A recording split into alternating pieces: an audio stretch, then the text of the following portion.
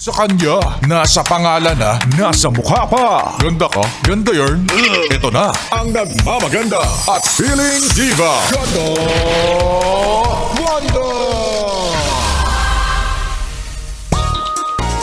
Lunes na naman ang mga yes, friend. At kasama nyo naman ang pinakamaganda, pinaka-feelingerang DJ sa lahat. Galit.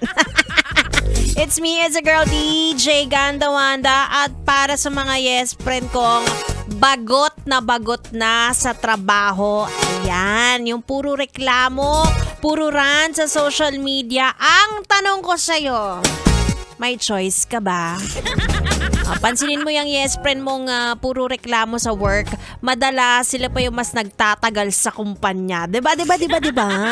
Kung sino pa yung tahimik, yun yung biglang malalaman mo na lang na wala na, nag-resign na kapag in-announce na sa meeting. Hindi nyo na talaga siya makikita. Pero yung mga pala reklamo, gustahan tayo, 10 years pa yan. Malay mo sa susunod, siya na yung manager pero reklamador pa din siya. Diba? Kilala ko yung mga ganyan. Ay, nako. Anyway, dahil nakatuto ka rin sa akin, wala ka na ring choice kundi ang samahan ako hanggang alas 9. Wala kang choice.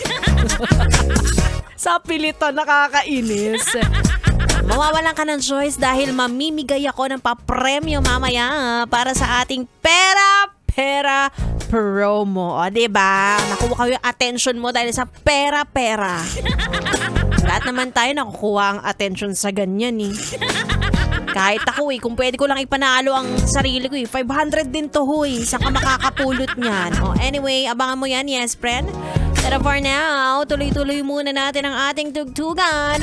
Dito lang sa stasyong number 1 sa Kalokohan.